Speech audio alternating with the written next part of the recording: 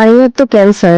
গত 4-5 মাস আগে একদিন হঠাৎ আনিলা খুব অসুস্থ হয়ে পড়ে। ওর মুখ দিয়ে প্রচুর ব্লিডিং হচ্ছিল। ওই অবস্থায় ওকে হসপিটাল নিয়ে যাওয়া হয়, আর সেখান থেকেই জানা যায় যে ওর ক্যান্সার হয়েছে। আনিলা আসলে এমন একটা স্টেজে আছে যে ও বাঁচবে কিনা আমরা কেউ জানি না। জানেন, ওর জীবনে না কখনো প্রেম ভালোবাসা আসেনি। একদিন হঠাৎ আমাকে ফোনে খুব এক্সাইটেড হয়ে বলল যে ও প্রেম করতে চায়। তখনই আমি আপনার কথা জানতে পারি। তারপরে ডিসাইড করলো যে ও 7 দিনের প্রেম করবে, যাতে এর মধ্যে ও একটা সুন্দর মোমেন্ট ক্যাপচার করতে পারে, যাতে ও বেঁচে না থাকলেও ওর প্রেম না করার জন্য কোনো আফসোস না থাকে। আমি ইব্রাহিম, আনিলার সাথে একটা কথা বলবো।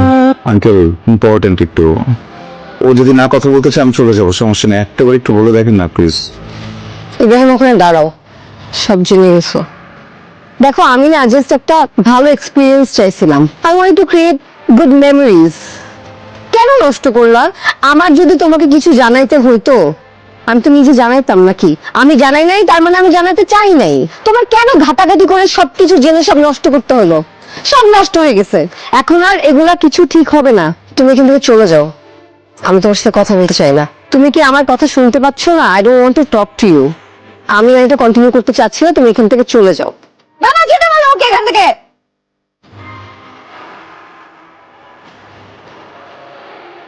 আনিলা, আমি জানি তুমি আমার কথা শুনতেছো, আমার সাথে কথা বলতে চাচ্ছ না তো বলতে হবে না। তুই আমার পরিচয় হয়েছিল যে কথাটা দিয়ে, ওই কথাটা তো রাখো। তুমি আমাকে বলেছিলে 7 দিনের প্রেমের কথা। আমি তো তোমাকে 7 দিনের জন্য পাইনি আনিলা। আমাদের জীবনে 6 দিন প্রেম হয়েছে। আমার ভাগের প্রেম এখন 1 দিন বাকি। এই একটা দিন আমাকে দাও। আমি কখনো চেহারা দেখাবো না তোমাকে, আমি কখনো ফোন দেবো না তো। একটা দিন আমাকে দাও প্লিজ। কাল দেখাচ্ছি। ভাবলার মতো তাকে আসতো। আমার হৃদয় যখন কম্পন হচ্ছে এটা তো আমি বুঝছি।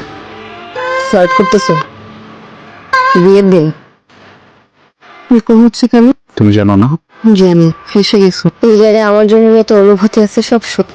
আমাকে ছাড়া থাকতে তোমার অনেক কষ্ট হয়ে যাবে। আস্তে আস্তে এখানে। আনিলা, আমি না আসলে ফেসে গেছি। বুঝিনি বলে ভাসবো। আমি সে হুট করে একটা মেয়ে এসে 7 দিনের প্রেমের কথা বললো। বিষয়টা মজার। বড়জোর কি হবে? একজন নতুন মানুষের সাথে পরিচয় হবে, 7 দিন খুব ঘুরবো, গল্প করবো, আড্ডা দিব। 7 দিন পর সব শেষ হয়ে যাবে। এখন বুঝতে পারছি বিষয়টা মজার না। আমি 7 দিনে ফেসে গেছি। আমার ভিতরে প্রত্যেকটা অনুভূতি আসলে সত্যি। আমি তোমার কাছে আসলে থাকতে চাই না, থাকতে পারবো না। দেখো, প্লিজ এমন করো না প্লিজ। আগে আমি করবো না। পাগল করছেন? আমি কখনো তোমাকে ফিল করাবো না। সব জেনে গেছে। কখনো আমি কোনো কথা বলবো না যেটা তোমার ফিল হবে। ফ্রেন্ড হয়ে থাকি, অ্যাটলিস্ট থাকি, আলাদা না হয়ে প্লিজ। আরে বোকা, তুমি কি সত্যি সত্যি ভাবছো আমি তোমাকে ছেড়ে চলে যাচ্ছি? আমি তোমাকে টেস্ট করতেছিলাম। পাস করছো, ঠিক আছে?